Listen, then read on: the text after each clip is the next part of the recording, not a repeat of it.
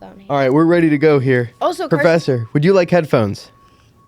You don't have to wear them if you don't want to. Let's see how much I like it when I put them. Yeah, we'll see. If you don't like it, you don't have to wear them. I don't think I am going to wear yours. All right. I'm going. You don't mind, do you? No, of course not. I can hear you. You're right there. It's for Get these out of the way. leveling I think controls. we'll be all right. Carson, I like the new haircut. Thank you. It was getting. I put off getting it cut for so long. Yeah, it looks good. See, I It's couldn't good. say that. I didn't know it changed. What was so different about it? It was What he long looked like forever. before. Yeah, it was long and it was a bit more like it was longer in the back. Yeah, it was. I haven't seen him with like a short in the back and kind of fuller in the I don't front. know why now. you'd ever want to get rid of any hair, believe me. Someday you'll be disappointed in that. No, but I mean that was the thing. I wore a beanie on the show for Ages.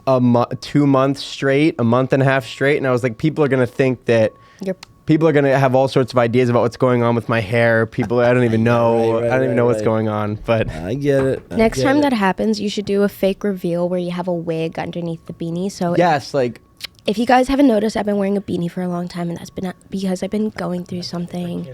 Guess what? You can do anything you want, all right? I think that would be fine. Then like you just have like a bright green wig under the beanie. I'm gonna show you my new identity. Yeah. Well, I've been trying to have more fun like that. I've been trying to think about stuff like that I could do. But we are here. Ladies and gentlemen, welcome to the Not Just Politics podcast. Today is Friday, March 15th, 2024. Today, our friends from Pioneer Records are back.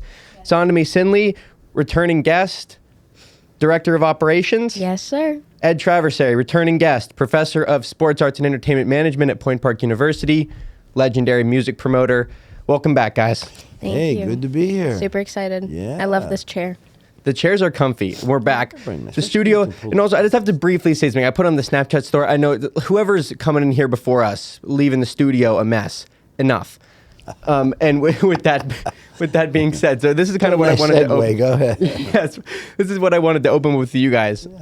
Just something that I've seen in the news recently, and this isn't like going to be too much of a thing, but they for the 15th time in the last 3 months, Congress is talking about a TikTok ban. This is the thing. Now, this is my question: how it pertains to your business. Is this something that people are worried about? Is this anything people are talking about in terms of affecting, I don't know, are artists leveraging TikTok to sell tickets, to promote their music? Is this, because I don't think the ban is actually going to happen. The stipulation is that the company that owns TikTok has to sell. And so I would imagine they're going to sell because there's too much money being made on the platform as it is to really get rid of it. So, but was that something that was being talked about at any point? I mean, for me as someone who's going into the industry and trying to get like new artists out, it's definitely been a topic I've been thinking about. Recently, Universal Music Group, UMG, also removed all of their main artist music away. Those contracts were first put in place because every artist that has something on Spotify or is a part of the Universal Music Group, they weren't getting paid for when a TikTok went viral with their song or whatever, so they put those contracts in place. The contract got taken out and a lot of their songs were removed. Now there's a few different stipulations on it, like if you are a part of the Universal Music Group but you're not a well-known artist, now you're not making money from it. But if you are an absolute indie artist who's not signed to any group, now you have a better chance at making music. Now with TikTok possibly being banned or not, it's kind of dependent on who buys it, how they set it up. TikTok is one of our main sources for songs going viral and the start of a career now that people aren't really like streaming music as much. People have their loyalty to their certain artists. There's not necessarily Pandora. No one's listening to the radio to hear new songs and everything. So TikTok is the platform to be doing that. And Instagram Reels too, but I'm not an Instagram Reels girl. If this ends up putting a pause on how artists are able to promote their music, a new app will come. Like that's. Do you think TikTok is going to go away? I don't necessarily think so. I think it's just going to become reoriented, kind of like Twitter turning into X. It really depends on how they manage it. I think it could be something, it could still stay something good and something entertaining. We don't know until like everything's followed through and finished out, you know? I mean, musically, TikTok's been here for a while, and it's always been music based. That's the thing too. It was musically, then it turned into TikTok, and that was after Vine went out. And Vine, you couldn't really promote any music on. It was just a humor based app, Yeah. as far as I'm aware. But it definitely changed it. I found all of my favorite 3 artists on TikTok, mainly because like when you're on TikTok, it's parts of songs that you really appreciate. You don't. A lot of times I'm impatient. I'm so impatient. When it comes to finding new songs through like Spotify, Discover Weekly, whatever songs, whenever I'm feeling I need something new, I'm too impatient to really feel the build of the song. I have to hear the chorus, the part that's really going to stick with me, so I skip to the beginning of the song. TikTok does that for me. Victor Ray, Teddy Swims, Sil, who else? Ray, like all those artists, it's because people on TikTok find songs they like, pick out the best parts that really create an energy for a person when they watch it, like something that they're like, oh, okay, I really like this. And then you go on Spotify, Apple Music, whatever, you find it and you put in your like songs. So really with how it's going to change, the best way to expect it to change is that it's going to become a bit more. You can expect more or less ads. You can expect more or less sponsorships. Music, I think, is going to stay. Humor is going to stay, but it's definitely going to thin out.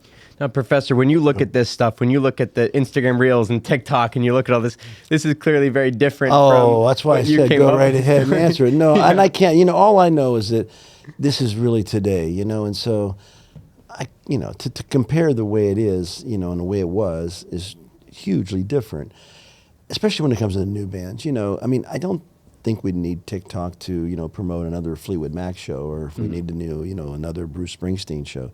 But with all the acts that you just mentioned, I mean, all the acts that play at Stage AE and Roxy and Thunderbird, I mean, it's a unique thing that, it would really would hurt a lot of those bands because they've come up with this platform in many ways to help get the product out there and the name out there, just like you explained. And if it was taken away or changed too much, yeah, definitely. If I was, a manager, I was trying to get my music out there, I'd be like, well, we got to go back to Plan B here. What's it going to be? Because it just has changed. That's why when I'm talking to my classes and I bring up the way we promoted shows, even just 15, 20 years ago, I try to give a little history, but I don't try to dwell on it because, that was then. Right. But I do try to explain, just so they understand, the huge differences of how, people were getting their music years ago. Yeah, and so I'm wondering about that. Like you've now seen this industry change in a way that most other people haven't. Yeah. And so I'm wondering, when you look at how fast everything is going, this is kind of my thought.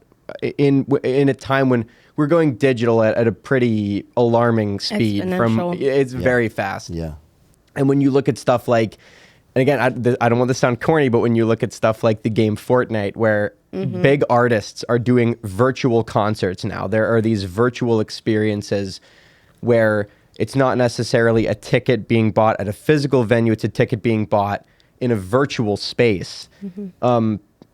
How does that change the industry? How does that change the way that concerts are promoted? How does that change the way that a live experience is created for an audience?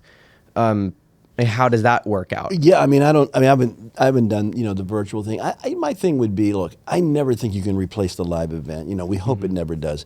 Even years ago when I was doing this, there were other formats where managers would call and say, we're going to do concerts, and we're going to tape it, and we're going to want you guys to get involved and put it in movie theaters and just on the screens. And, it didn't ever happen, but we all got nervous as promoters and said, and managers too, we didn't want anything to replace the live situation because that's the bread and butter of the tour. Now, things have changed, and there's ways to make money, and there's, especially when COVID hit, and we still needed artists to perform, so they did a lot of this.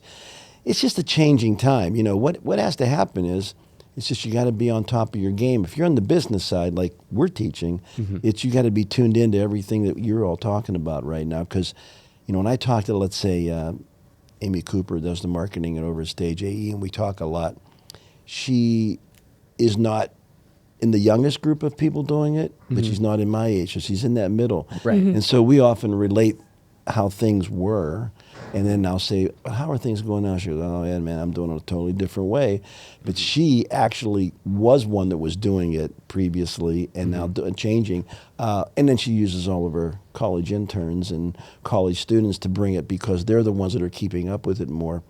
We talked about how little advertising maybe not spending, but spending less on radio advertising than we all used to because you don't have to. And there's nothing wrong with that. As a marketer, my God, we want to do it as cheaply as possible, right? I mean, if my boss would always say, don't spend any money if you don't have to, but there wasn't any other way to do it, so you had to be running these commercials on radio, and you had to be buying television spots and that. But now again, I kind of divide it between how do people that are 50 plus going to still know about their music, and then how's the much younger group, and that's where it will affect it, all these younger places, Yeah, and so that's another thing, like, because you mentioned COVID, this is an industry that was, I imagine, took a more of a hit than most other industries did.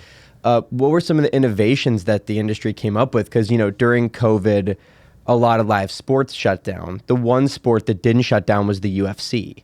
And everyone thought that from the whole time, everyone thought that the gate was a big part of the revenue for the fight. Yeah. But then no one shows up to the fight and they're still going. And it's because they have sponsorships and they have other ways to make money. So is that something that, when I was talking about these sort of virtual experiences, obviously I don't want the live stuff to go away ever, because I think there's something important to that culturally. But I'm just wondering, like, what are some of those changes that COVID brought to the industry? Well, do you think those were inevitable, or do you think COVID just sped it up? Or do you think? Yeah, I think COVID sped it up because when the industry shut down, I mean, here are, unlike the sports industry, but all these bands that can't play anywhere anymore, so they have no income coming in, and with that came all the crew members and their staff and the touring people and the sound and lights, their lasers. None of those people could work. So, I used to talk to this guy, Kevin Lyman, quite a bit. He created the Warped Tour, and he's a really, really creative guy. And we've done it many times here in Pittsburgh. So I talked to him around that same time because we had some things going on where we had him speaking. And, he's an innovator because he, of course, created that thing. And he was often saying, look, we have to go to plan B. This was right around COVID. We were having these online discussions with our students.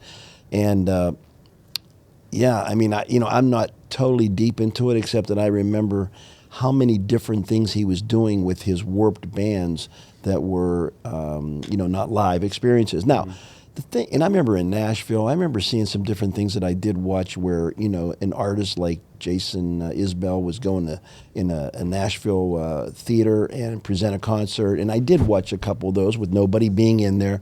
How many of those are still going on or what that system is, I don't know. I'm not tuned into that because we now know, since it's all back, man, it couldn't be a busier concert season. Everybody, I just met with the owner of Thunderbird the other day, and man, he was rattling off how many shows they were doing, and I know I talk to Live Nation all the time and Drusky. It's, knock on wood, it's a healthy situation because not only are they more bands touring now than ever, but people are going. Yeah. So I don't know how much that other idea, which seemed like that was going to be maybe part of the future, might have taken a back seat for a while because all the coming bands are coming live again. We can go see them all the time. Yeah. I don't know. Yeah, we're not really seeing. I think a thing is like new artists are nervous about like going live and like only having 3 people on their stream, and that's just like their mom or something. And then on top of that, like Ed said, nothing can replace that live experience. I mean, I think it was, like you said, COVID sped up the process. I think we were going to be slowly going to that with concert tickets already rising for reasons and it getting more and more expensive than having a cheaper option. That would have eventually came into the play like 5-10 years down the line, where now the standard is live stream concerts and the exclusive part is the in-person concerts. But COVID happened. We had no choice but to do live streaming concerts and virtual concerts.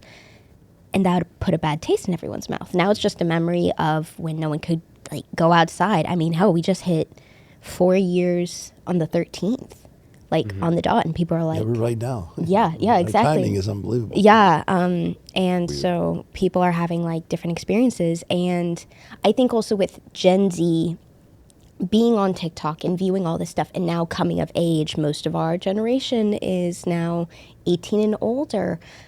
We're able to do stuff, and we just it's like we were grounded for 2 years, and now we can go out and do stuff. Yeah. It definitely. The only issue is that now I've noticed in live concerts with, I wouldn't say the surrounding two generations. Millennials and Gen Alpha. Yeah, those two, is concert etiquette isn't consistent anymore. Artists don't really want to go and do concerts because, like, yeah, there are funny moments where, like, you call out, like, something to an artist, but now artists are being like, you're kind of interrupting my set. Like, yeah, it was funny one time, but now everybody's doing it as a trend because that went on the internet. Yeah. So now they're like, can you just sit down and watch my show? And then there's people throwing things on. Just watch our show. Yeah, now there's people throwing things on stage, being upset when they don't perform a certain song and taking it personally. And Well, but I might say this though. You might say some of that, and you're right. I agree with you some of that. I was just talking to some folks the other day. I said, it has changed so much from the days when we were doing shows in the 70s, 80s, and 90s. Somebody used a good line the other day because I was taking a tour of kids to the Benedum Center for one of our tours for venues. And of course, we owned that building for 7 years.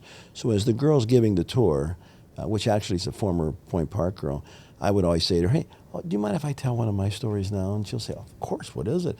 And I'll tell her, and she'll say, oh my God, what was wrong with those people? And I go, well, they were crazy. She goes, you know, what you guys were doing, it was like the Wild Wild West. And that's what it was. So although they acted a little bit up, it was so crazy back then that to me, these crowds are normal, like so nice now. That's you know? interesting. They're so nice. The bands are nice. They don't want a lot of crazy stuff on their rider. You know, I used to have people, when I did the Stanley Theater shows. You have some of the stories you've told us. These riders are absolutely absurd. They were crazy. I mean, and I see riders currently because you can jump online and find them. And I'm going, oh look. And my son, who lives in Nashville, is a promoter, so I see the riders, and I'll go like, what is all this? Everybody's vegetarian, no dairy, you know. And I said, it is good. Because bands want to be more healthy, and I know they don't want to die. And I saw too many people die in the 70s. So now you're still going to have some people with drugs and that, but it's changed so much dramatically from the band side and then the crowd side. I was telling this story just the other day down there. I said, I remember one day we were having B.B. King, and now B.B. King's a big artist, right? I mean, he passed away in the meantime. But I walked backstage and was doing my troubleshooting before he got there. And I see some kid sitting in his dressing room, and he's not in the B.B. King band. So, like, I recognized right away. It didn't take much to realize. But, you know, I would say to the kid, like, what are you doing in here? And he goes, oh, man, I don't know. I don't even know where I am. People would come in through, like, doors and find their way in, and then they would go in. He goes, I didn't mean to be in here. And I go, well, that's fine, because you're not going to be in here long. Come with me. you're leaving now. And but see, I will tell you, we were a little weird back then. Like, I didn't throw anybody hardly out unless they were so bad. I'd say, look, I'm going to throw you just back out in the audience now. Get out there and don't ever come back. Right. And they'd be, oh man, I appreciate it, you know. Every night I would go home and I'd tell my wife, you want to hear a story tonight? She goes, I can't. And the next day I'd come back and go, guess what? I got another one. And I mean, again, my kids are in the business now, and they go, Dad, we don't have any stories like that. I go, well, you know, because we were in the Wild Wild West. Yeah. The band's never done this before. The audience never done it before. And it took some time for us to get to the point where people act, although they do, which I know what you're saying, but I'm talking in the big picture. Yeah. Like, people, Just like, change the vibe. security is tight now. Like, no one's getting backstage unless they are getting backstage. Then it's not like oh man, are you okay? It's like, are you doing here? Yeah. Get out. That you're not allowed to Oh, be I know. here. We'd have guys who would walk out there because the artist said, bring so many people backstage. And they're the security guards. Hey, I'm taking you backstage. Where am I going? Backstage. Yeah. That's like a thing. That was the band that wanted them. I mean, My dad has stories about that. Like, 'cause my dad's just anytime there's the running joke is like anytime a band pops up on there, and my dad's like, I saw them in concert Oh, at some boy. point. I mean, he went to all these concerts, sure, and huh? he has so many stories about artists just like inviting people up on stage. Like, oh, you get to go up on stage. Like, he doesn't have like a ton, but it's No, like but there's he enough. has them. It's like there's Right. enough where it's like I can't possibly imagine that happening today. I imagine the security has to be so much So more much intense. different, right? Yeah, it has. The artist doesn't usually call it up anymore because they know that there's liability issues, and somebody gets hurt, and all at once, back then everybody thought, no one's going to fall, and and if somebody gets hurt, we'll just like tape up their leg, they'll be fine. It became much more serious because of the finances and everything. So, we're much more structured in our contracts, who signs off, and it's all changed now. But you're right, in those old days, I could sit here and tell you stories that it just spins your head. We've heard a few of your stories. They're crazy. Well, yeah. Another thing I wanted to touch on was you sort of I don't talked try about to tell all my stories. Some are just going to be hell. You got to write a book. Well, I'm thinking about it. Will you help me with it? Will you pay me? When you do everything else I ask, why can't you help me with this? I'm barely getting paid enough as is, Ed. All right, we'll work out a deal. when you look at that's because you briefly mentioned this, and I'm interested in this. Like when you look at the generational differences between these bands, what are some of the big things that beside the stuff you previously mentioned? What are some of the other big differences that you see in attitude? And then, like you said, like much less drug use. You're saying from what you used to see, because it used to be big picture. Yeah. Okay. I'd say that both from the artist and from the crowd. I mean, you're still going to have, Of course. but I just don't see that when I drop into many shows, and I still try to go to a lot of shows. And when I stop in, I'll think like, wow, this is really different. It's from everything. It's from, there wasn't a lot of production back in the old days, so we had, we were putting sound and lights on the stage. Now we rig everything. People were flying through the air. I mean, doing all those things like it's a circus. Those things. So the shows are big, and with that comes lots of money, both not only for the artists making a lot of money, but they're expending a lot of money. So they got top-notch people. I used to tell people, if you wanted to be a stagehand back in the old days or a roadie, all I have to do is check your pulse. And they go, he has a pulse. He could be a roadie. Move that equipment from there to there. Now it's not like that anymore. Right. You know what? You got to be a technician. And so that's from the band side, because there's just too much money involved. Then from the crowd, I just think, like I say, most people go there with a little bit more, again, minus what you said earlier, more respect for the band, respect on how we have to be treated, and because we're going to have security that's not going to allow us to do the things that you just talked about, and things like that. I mean, just one quick thing. You talk about going to, I wasn't even working yet. Let me explain to you this. I wasn't working yet, but there was a venue that I went to see the Allman Brothers, okay? And I wanted to see the Allman Brothers not knowing that Dwayne or anybody was going to pass away, but he died very shortly after Pittsburgh's last show. And so my friends all said, let's go see the show. And I go, okay, good. We'll get tickets at the door. I was in college. Of course, we get there, it's sold out. Yeah. So there's about 200 of us that wanted to get in. And we all stood there and we were knocking on the doors and hitting the windows and everything you could imagine, right? We tried to take money and pay the ticket takers, take my money and let us in, okay? They couldn't do it. So finally it went down to about 20 people. The opening act was over. Most of the people, 20 of us stuck around. We're still banging on the doors. Finally, this woman who ran the building, who I didn't know she ran the building, she came and she saw us and she opened the door and she was very mad at us, real mad. This was 73, okay? Allman Brothers are playing, and I mean, we're outside dying because we can hear this music now, and it's just right behind those doors. This lady literally said, what are you yelling about? What do you want? Hey, we just want to come in. Here's $20. We were trying to give her money. She said, I don't want your money. $20. I'm going to tell you, that was a lot of money. Yeah, I know, but still. The tickets were like $4, $5, and $6. She says, listen, I'm going to let you people come in. I want you to move down there and walk down that center aisle and sit on the floor and don't say another word. Well, that's not going to be too hard. So we all went in, the 20 of us. We went down, we sat on the floor. The band was on their third song. I actually, my wife was with me, girlfriend at the time. I tapped her on the shoulder. I go, Look at all the crowd behind us. There was 3,700 people going crazy, and we just got in to see the Allman Brothers. First of all, we got in for free, and we're sitting down in the fire marshal had to be out of his mind because we're in the aisle. That's how different it was. And this was the manager of the venue telling us to do that. I don't think you'll see that happen at Stage AE or somewhere, okay? I would doubt it. Though your dad might remember days like that. Tell him, see what he knows about that. He might. I mean, he does tell stories about that. Though, like T was like, man, we paid $3.50 or whatever. I'm like, that's so crazy. Now, it was cheap back then, no doubt. But the bands, remember, the bands were not making very much money, so it was all relative. Your ticket price is completely related to the band's guarantee. And the big thing that came along was not selling records because people don't buy records. Yeah. And when records went away, although some kids get into vinyl, and I ask them all the time, you know, the way a band was making all their money was touring, merchandise, selling records. You take the records away, and now we've added streaming, but it's dollar, you know, it's pennies on a dollar. So the bands aren't making it. So the only way they could get back to a financial plan that would work for them was to raise their guarantees up and tour more. And when the guarantees got raised, the promoters had to start charging more because we couldn't pay the expenses, and that's why you have these crazy ticket prices. Right, it's reasonable. I also did an inflation check. Your $20 from 1973 is worth $140 today.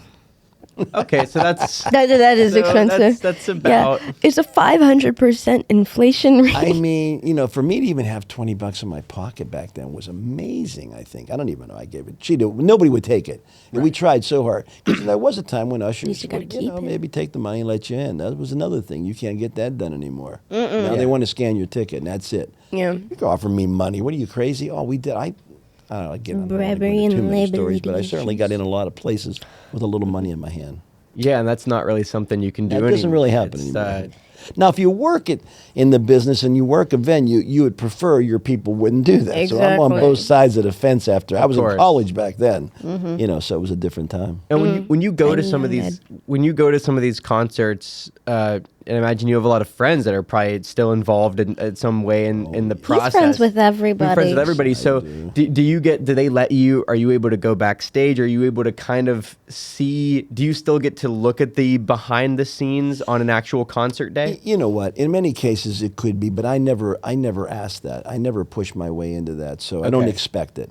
If I go to a show, literally, I'll try to buy the ticket unless somebody wants to give me a ticket or it's available. People always go, "Why would you pay for a ticket?" I go, "Why wouldn't I?" I said, "You know, I don't work in this business anymore." Right. So, you know, but in many cases, they will come my way. But also when I'm in there, did you go backstage with me? I go, heck no.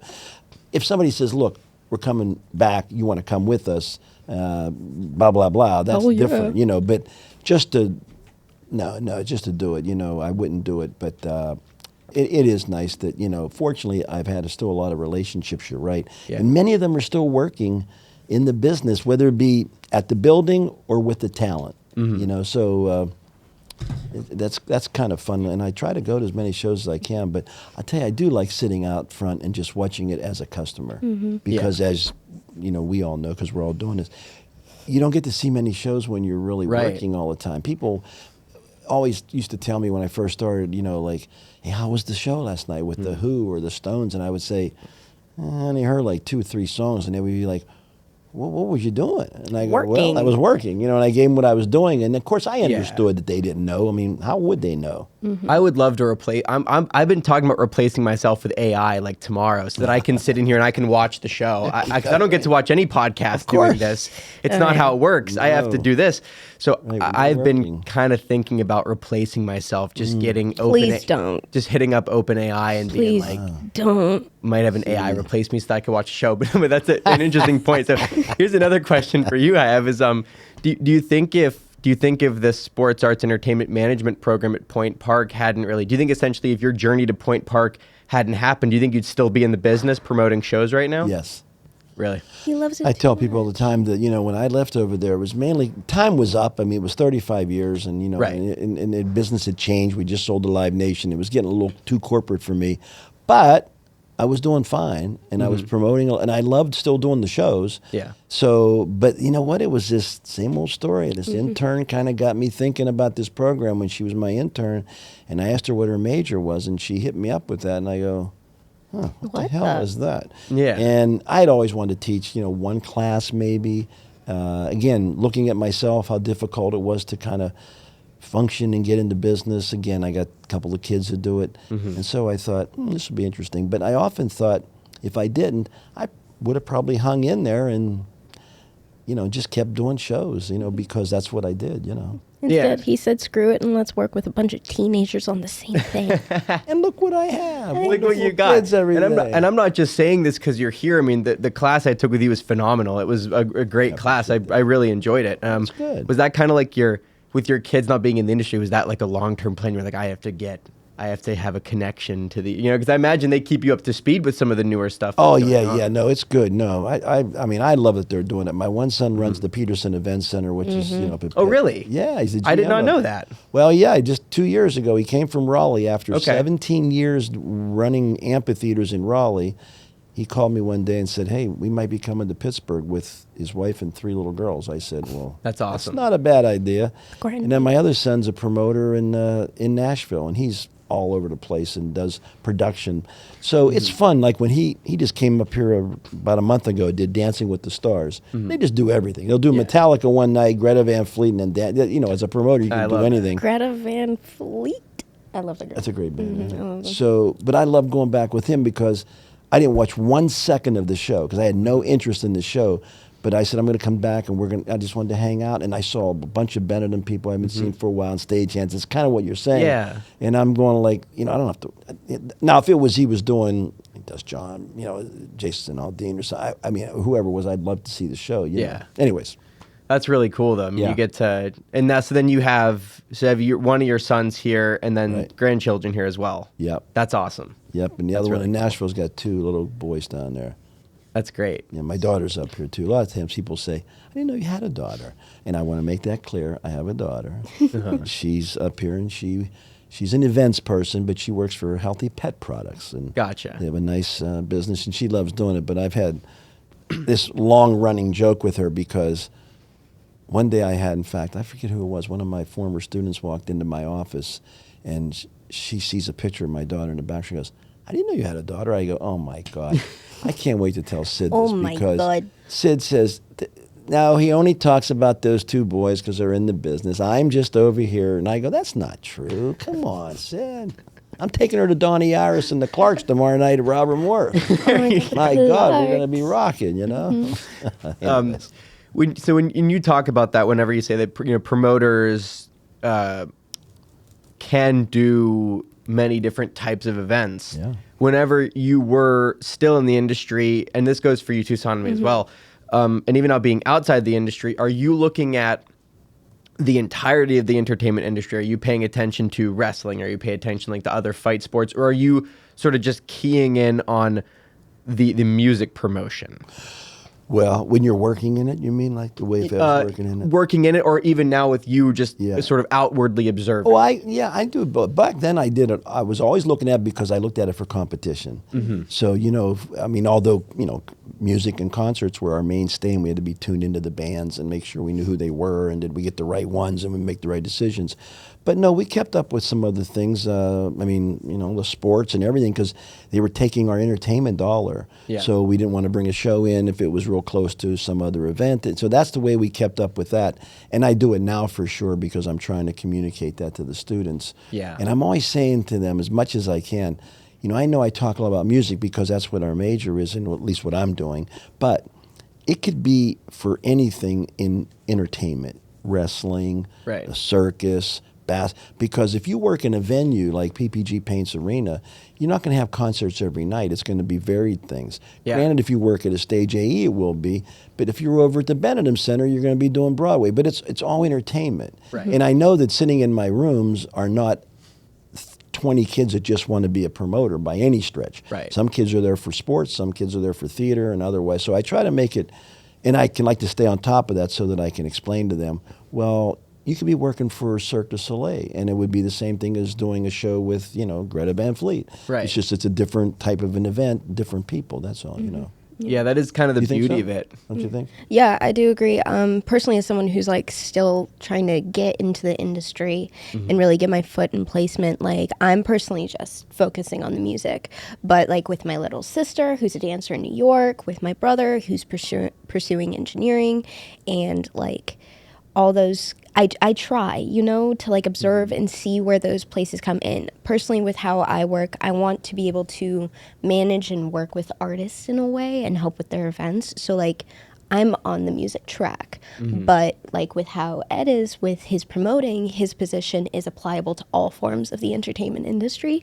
Mine might be, I don't know, we'll see. Were you always music driven that way? No, not at all. think you This is a complete A little bit of a like. change of. I was a course for music you. person because of dance, like feeling the music. Like when Billie Eilish put out her album in 2019, I felt like she made it for dancers, and I listened to that straight. I was in pottery class, just dun, dun, dun, dun, dun, dun. I've always loved like the layers of music. I never learned music. I can't sing. I can't play any instruments. But then like the energy and the vibe and I love creatives. I love people Yeah. who create See, art. that's what's so good, and that's what drove me to maybe coming here originally. Seriously, 15 years ago, I can't even believe it, because I knew that there's so many people that I met over the course that wanted to do something in the industry, but they went in another direction because they didn't know how to get into it, and there weren't hardly Right. any schools. And I could appreciate that because I had that same issue. My only difference was after I took my business degree out of Robert Morris, I met this guy, Rich Engler, who was the promoter here, and he taught me everything. And I thought, well, not everybody can get that. Yeah. But then there became Belmont's, and there was other schools were starting to pick up with these programs, and I thought, I liked the fact that when I heard this program that they had put entertainment in the name. Yes. I had nothing to do with that, and that's when I said, who's teaching it? And of course they said nobody. Now that struck Sign me up. That put Yeah. my ears up, and I called over here and I said, how do you have a name with nobody teaching? They go, well, we haven't got around to putting somebody in. We don't know who to get. Bingo, bango, Yeah. Let's make it work. And you were able to step in. Next thing you know, there we are. Now we we're are. expanding it Look at even that, more. man. Pioneer Records. I mean, Yeah. Ghostlight see, Theater. and then somebody like her comes along, and we've had a lot of good kids in this Pioneer Records thing, but honestly, she's done a great job. No, she has, and so just a quick thing I wanted to circle back a little bit to me replacing myself with AI. What kind of changes to the industry is that going to make, and how does adapting to I mean, I would imagine that there's no part of the industry aside from actually performing that the AI could not at some point feasibly do, other than obviously putting up the lights and actually setting up the stage. But when it comes to the marketing and the promoting of the show, is that something that you're also looking at? Maybe you have some thoughts on Yeah, that. I am. Okay. Personally, You mind? like, there's the thought of there's no such thing as an original idea. Everything is truly inspired and influenced from everything you absorb in life. Yes. And I think that's partially true.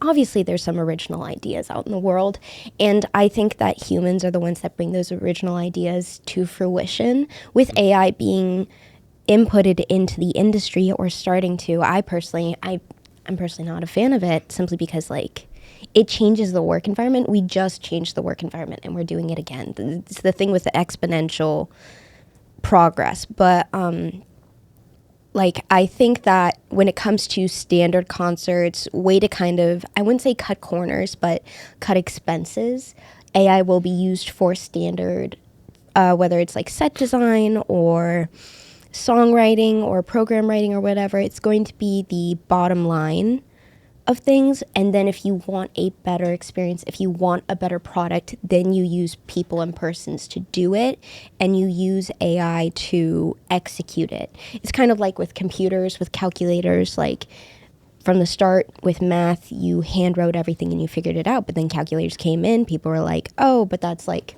people aren't going to be as smart because of calculators. Like, no, because of calculators, people are now smarter. Computers came around, same exact thing. It's just that now the base career is going to be this could be a wrong perception, but learning how to use AI to do your thing. And yeah, that's okay. I mean, if it happens, it happens. We just got to do what we can. But It's I want something the you raw. can't stop. You Right, know? that's the tricky part, I would problem. You imagine. can't stop. I Who's want gonna the put a raw. stop to it. I think that I would just hope that, the music still's got to be the music, especially for live entertainment. Just write your songs, get out there and play, be real the way it's supposed to be. And I don't want that to sound old school, but that's just the way it's supposed to be. Now, if you're going to use some other things, because technologically, the advances on production and things have come a long way regardless. And that, when it comes to sound and lights and rigging and like I say, all those things, the shows are just so much bigger. I mean, my God, when we were doing shows back in the 70s, I mean, you had sound and lights on stage. They weren't tremendously big. I mean, when Rush came along and had lasers, it was like, my God, it was the best thing ever, ever heard of. And then, Kiss with all the pyro. Now that's like, that's nothing, know. And that's okay, because if a band wants to use it, then they should. Now, there are still bands like maybe Fish and a lot of jam bands that go, look, we're keeping it grounded here, and their fans love that. Let's just stay right here and play our music all night long. We got some nice lights in there, but that's about all you're going to see. Now, that's what you're going to get. Other people go, especially a lot of younger people go to a show and they just need to be entertained. And if a band just kind of plays up their music, they might walk away saying, that wasn't a great show. And I'm like, well, what's not good about it? Well, I wasn't like, and then that disappoints me sometimes, because I'm thinking, where are we headed with this? The artist really was doing their thing, and all you wanted to see was some more of this and of that. And the F-16s flying over the stage. We're like, this is absurd. This is not the circus all the time. And we shouldn't. I mean, that's for Cirque, and let them do their things, but let the band play their music. But you know what? It's tough. Every individual's different. Right, exactly. I mean, it's okay, I guess. Yeah, like if AI performances, like how you said, like you want to replace yourself with AI. Yeah, considering it, heavily. Okay, I want to first figure out what you mean by this. So you mean put into AI Carson doing a podcast and it generates a video of you talking and doing your podcast? That's a good question. We're still figuring it out. Yeah. I'm still talking with Sam Altman about getting it done. No, that's totally fair, because I don't think right now, AI generated videos and speaking has this residue on it. But they're getting so good. They're getting good, so good, but so it's fast. still I can tell the difference, and I don't want it to get to a point where I can't tell the difference. It's going to. And quickly going back to what you were saying about, it is interesting, it used to be that there was just a band and there were some lights and then there was pyrotechnics, and now that's just at every Bitcoin convention you can go to. Gary Vee's walking out on stage and there's fireworks and there's F-16s, and it's this is getting wild. The actual spectacle of the live entertainment is in a way becoming something that I do think the younger generation is sort of expecting in a way. No, I totally agree. I mean, we can go back, like I just said, the Kiss or something. When they did their thing back in the day, it was like, wow, look at this. And that's what they were kind of known for. But now, especially when you have all these solo artists, especially the hip hop, I mean, a lot of them, bands. They come out with no bands, and it's just them, and they've got DJ. But that's, it's all for the individual. You might find people that are, say, 50 plus. They go who would want to see that? Well, a lot of 18 to 20-year-olds, and you wanted to see something when you were 18 to 20 that your 50-year-old grandmother was there. What do you want to see that for? So it just continues to go, grow. It's just the way it is. The trouble is, some people don't want to accept it. It just keeps moving on. And I think as a promoter, one thing that we always did was, we're not here to dictate what it's like. It comes, we promote it. Yeah. If we think it can sell, now, that's it. We don't try to do shows that you think are going to be a loss. You have expenses, you have numbers, and not everything. But, we try to never get into, most promoters don't try to get in the middle and go well, I don't like country music, so why would we ever do country? It's because it makes money. That's right, why. because Luke Combs is coming to Pittsburgh. We better jump Somebody on. goes, I don't even know who he is. I don't have to know who he is. I know he sells out 2 shows. You and T-Pain? T-Pain, there's a good one. I didn't know T-Pain, but I'm gonna tell you what, if he comes in and jams his place, I love T-Pain. Yeah, exactly. No, Ed. But I called you to ask because I don't know. And do you know T-Pain? I'm yes, I know T-Pain. Right. Now that's what we would do in our office whenever we would get a little older. We surround ourselves with young college kids. Yep. And so the call comes in, boss takes the call, rattles off 5 bands. We know a couple of them. hey, what's everybody think of this? And you hit those names, whoever they are, and somebody goes, oh my God, are you crazy? Let's do that show. Then we research it. But, Right. you know, every age group affiliates with something else, but a good promoter doesn't generically ever use their own opinion for the business side. I Right. tell everybody, keep your little opinion out at the door. Yeah, that's a good. I do. I tell point. students all the Tramp. time because I do mean that jokingly, but I don't when they do this final project. Because when you were working and boss says, "Hey, we have a chance to do so and so," let's say it's a metal band and you don't like metal, and you go, "Who'd want to see them?" You go, "A lot of people." Yeah. Okay. Yeah. Do you want to still work here and do you want us to pay you? Then you better go ahead and bring the metal band in. I mean, you know, that's the way it goes. Yeah, is that something that you look for then whenever you try to, because I think that's a very smart move, like surrounding yourself with younger people that are more keyed in. So is that something that you look for? Do you look for people that have different music interests so that you can try to cover as many bases as possible? It makes sense, doesn't it? Of You know, course, I would say so. I mean, one thing the company I worked for was probably why I did that, because when we bought the Stanley in 77 to 83, before we sold it to the trust, we could have gone in there and just promoted all rock, because a lot of the promoters that were like us were just rock promoters, man. Yeah. Halen, the Grateful Dead, or whoever you want to call it. And one thing that my two bosses said at the time, we own this building now, and we are going to try to do anything and everything that makes money. And so therefore we promoted country. We did jazz, we did blues, and it was a good jazz and blues era back then. We could sell out 2,000-3,000 seats, which you can't do now. But we would do what we call middle of the road with people like Tom Jones and Engelbert Humperdinck.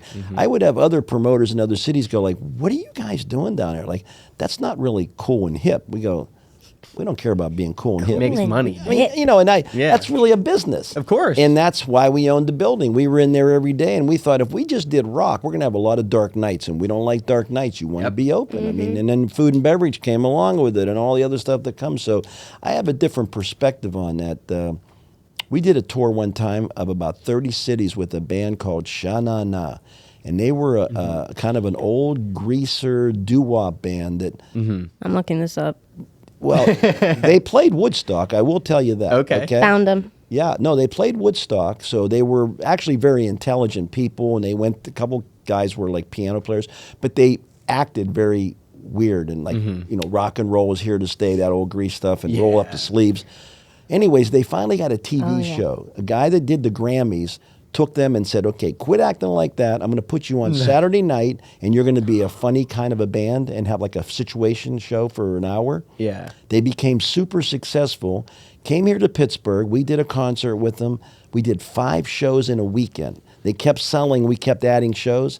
They thought that we were like some kind of a genius, that we knew what to do. All we did was advertise them. Yeah. They said to us on that following Monday, "Would you guys like to take us on a tour?" Now, we had never done a tour.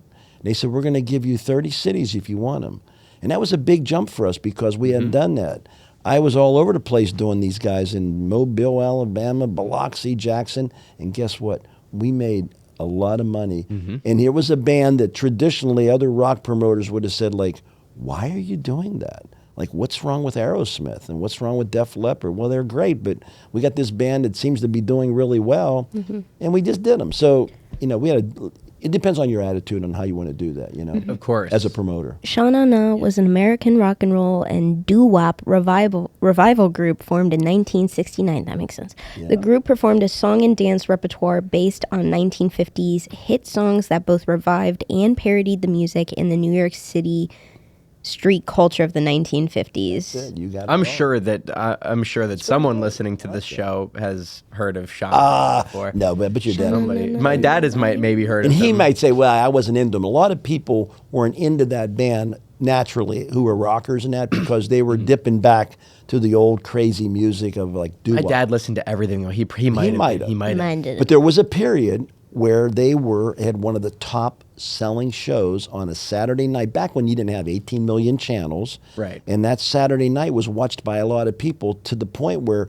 when I would go into like Charlotte and do it, we would do 15,000 people to see Sha-Na-Na. It even floored me. I'd be like, this many people like them, especially down through the South. They really liked the band. We did them for 3 years straight and did really, really well. And that was just point of contention about how you can do sometimes a band that maybe not everyone thought it was a right idea, but we did our research and found out it worked for us. Yeah. Now, when you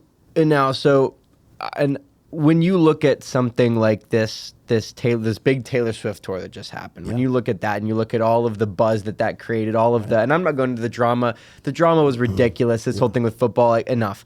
But whenever our generation talks about this as such a big thing, and I'm sure it was a big thing. My question is like, in your eyes, having seen so many huge artists throughout the day, so many of these legendary bands, how do you sort of look at the whole Taylor Swift situation? I thought it was phenomenal. Here's the way I would look at it. I mean, and you'd hate to compare it, but in the mid '60s and early '70s is when we had Beatlemania.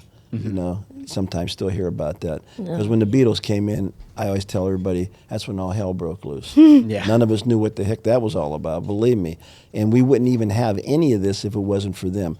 Not to compare them anything to do with music and that, but when I watched the reaction from kids and just the concerts and the way they were yelling and screaming and crying, this is what the Beatles did to especially a lot of women, girls. Yeah, I was going to say. I blame Elvis. People. Elvis. And Elvis too. Elvis, yeah, he'd be right out too. And that was first. But he got a little bit crazier with the Beatles, and then of course rock and roll came in. But you're right. It's those. That's how I kind of look at it. Because that's why when people say, "Oh my God, look what she's done," and some people go, "Oh wow," I give her so much credit because whatever she's done is just created this whole other vibe that we had all these great bands, Stones, and we can go through them all, but it didn't capture the attention of all of this craziness the way she has. Yeah. I think social media does that too. Like beforehand there was magazines and tabloids, like the I know this because of journalism, parasocial relationships where people, when people see someone on TV or an artist or a social media influencer and they're like, I feel like I have a personal relationship with this people. No doubt. There's different levels, of course. There's like the, like a little crush, like I want to be friends with them. Then there's like the, we're obviously best friends. And then there's the mentally insane, like we're in a relationship, that's my wife, that's my husband, whatever. It's gotten a little out of control. It has. And social media because they're so does close, that. you can touch the artist now in their own way. I mean,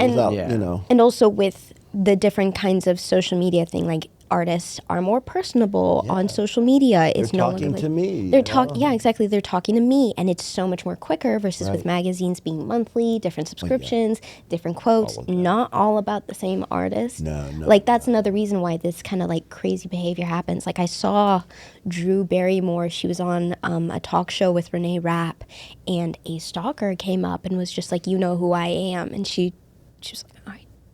Yeah, that kind of stuff to me is, I don't want to say worry because it's not like actively taking up space in my brain, but that's a thought that I have is that as we do get more digital and as maybe more of these like virtual experiences start to happen, it's like these gaps are going to start to get very small as the digital world creeps slowly more and more into the physical world.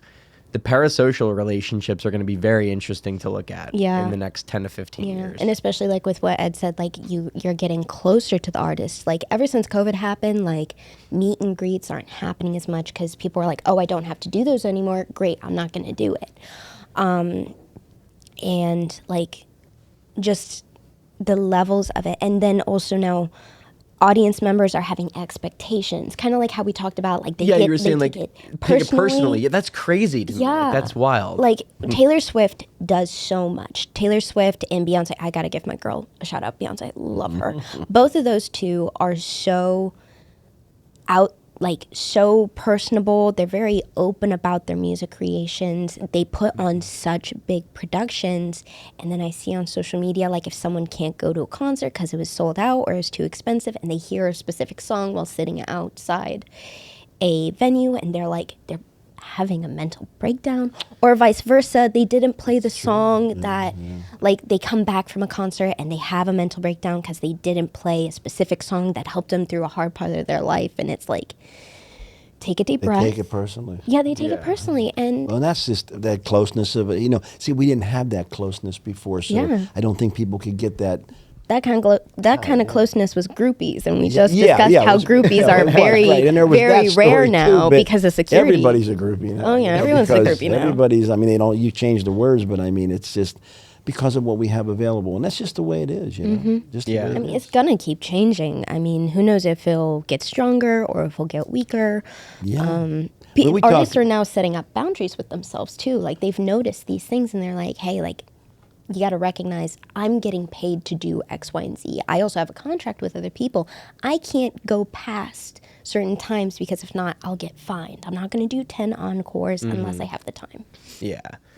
Yeah, no, that's true. There's a lot of that. It's just changed a lot, you know. And there are examples of things that are similar, but yet just times are different. That's all. Oh, you yeah, know. yeah, That's the way it goes. absolutely. It's They a are. new generation, as they say. And I already know, like, it's going to be like I'm stepping into the industry now, but once I'm fully situated, it's probably going to be 2-3 years, maybe even 5, and it's going to change so much within those Oh, few yeah. years. Like I'm a little sad.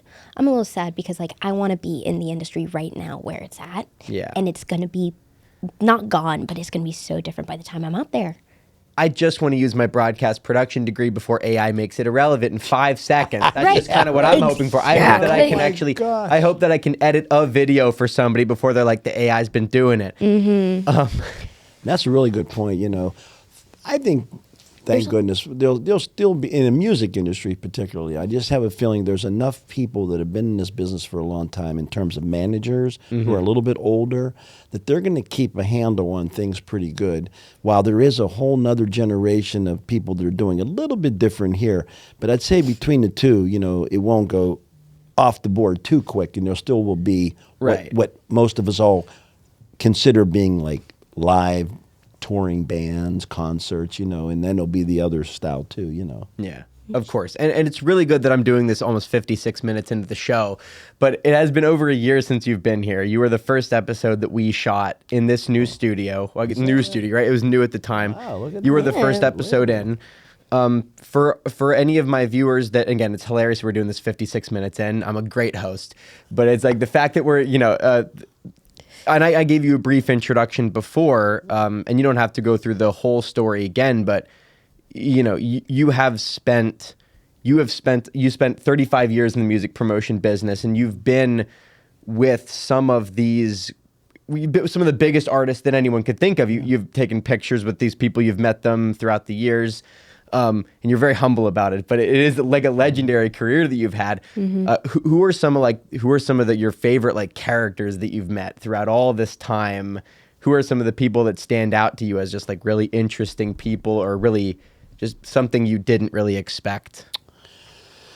Well, you know, I don't know. It's so hard to say, you know, because you really don't meet the artists, you know, very long when you're talking to them. So the relationships are not very big. But, you know, like there's a lot of people. But, I mean, I'll go more for the shows and the artists that I like, because there are shows over the years that, you know, I would say I can't wait to go to that show tonight because it's somebody that I can't wait to see, you know. Yeah. And you will have those, like you have everything, right? Like, Of course. you know, you get up in the morning and go, well, you know, tonight I'm going to see so-and-so. And it's like, oh, God, all right, I'll just sit backstage. I won't even go out and watch the show. Right.